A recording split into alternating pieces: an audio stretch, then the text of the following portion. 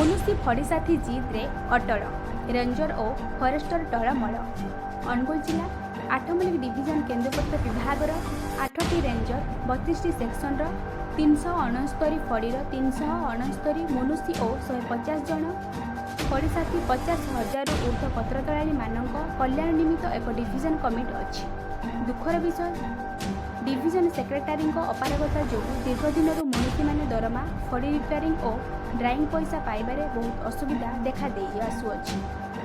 କିଛିଦିନ ପୂର୍ବରୁ ମୁଖ୍ୟ ବନ ସଂରକ୍ଷକ କେନ୍ଦୁପତ୍ର ବିଭାଗ ଓଡ଼ିଶା ସରକାରଙ୍କ ମେମୋ ନମ୍ବର 66/14/2025 ତାରିଖ 30/4/2025 ନିର୍ଦ୍ଦେଶ ମୁତାବକ 1000 କେରି ପ୍ରତି 139 ଟଙ୍କା 87 ପଇସା ଓ 100 କେରି ପ୍ରତି 13 ଟଙ୍କା 97 ପଇସା ପାଇବାର ବ୍ୟବସ୍ଥା ଥିବାର ବିଭିନ୍ନ ଗଣମାଧ୍ୟମ ଜରିଆରେ ପ୍ରଚାରିତ ହେବା ଫଳରେ ସତକଥା ଲୋକଲୋଚନକୁ ଆସିପାରିଛି।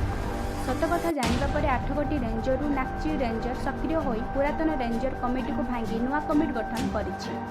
ନାକ୍ଚିର ନୂଆ କମିଟି ଦେଖି ଆଠମଲ୍ଲିକ ଡିଭିଜନ ଅଫିସ ଓ ଡିଭିଜନ ସେକ୍ରେଟାରୀ ଓ ଯୁଗ୍ମ ସେକ୍ରେଟାରୀଙ୍କ ନିଦ ହଜିଯାଇଛି,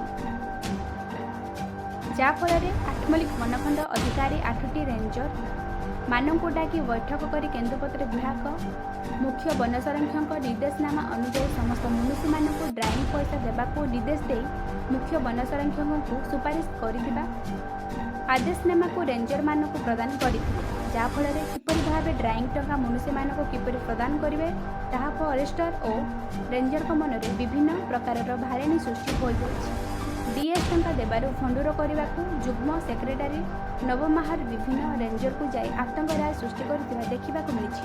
ଗତ ତାରିଖ 6/6/2025 ତିଖରେ କିଆକଟା ସେକ୍ସନର ମୁନୁସି ଓ ଫଡ଼ିସାଥୀ ବୈଠକରେ ଉପସ୍ଥିତ ନାକ୍ଚି ରେଞ୍ଜର ନୂତନ ସେକ୍ରେଟାରୀ ସୁଶାନ୍ତ କୁମାର ରାଉଳଙ୍କ ଶହ କର୍ମଚାରୀଙ୍କ ଉପସ୍ଥିତିରେ ଗୋଡ଼ରୁ ଚପଲ କାଢ଼ି ବିଭିନ୍ନ ଅଶାଳୀନ ମନ୍ତବ୍ୟରେ ଗାଳିଗୁଲଜ କରି ତୁ କାହିଁକି କେନ୍ଦୁପତ୍ର ଡିଭିଜନର ଗୁପ୍ତ କଥାଗୁଡ଼ିକୁ ଲୋକଲୋଚନକୁ ଆଣିଲୁ କହି ଉକ୍ଷିପ୍ତ ହୋଇ ଆତଙ୍କ ରାୟ ସୃଷ୍ଟି କରିଥିବା ବେଳେ ତାରିଖ 7/6/2025 ତିଖରେ ନାକ୍ଚି ରେଞ୍ଜର ହିମିତିରାଠାରେ ଚାକରମାନଙ୍କୁ ଡାକି ଏକ ବୈଠକ ଆୟୋଜନ କରି ନାକ୍ଚି ରେଞ୍ଜର ନୂଆ କମିଟିକୁ ଭାଙ୍ଗିବାକୁ ଚକ୍ରାନ୍ତ ଚଳାଇଛନ୍ତି।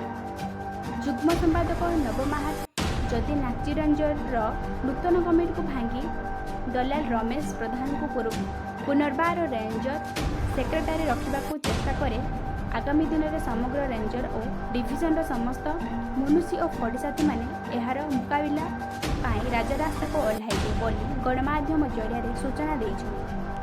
ବ୍ୟୁରୋ ରିପୋର୍ଟ, ଆଠମଲ୍ଲିକ ସମାଚାର।